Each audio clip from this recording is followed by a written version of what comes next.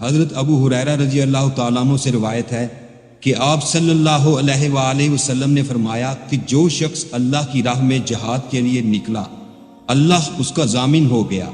اللہ تعالیٰ فرماتا ہے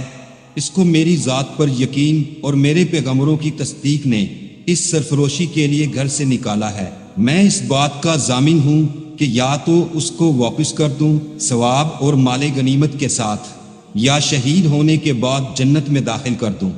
رسول اللہ صلی اللہ علیہ وآلہ وسلم نے فرمایا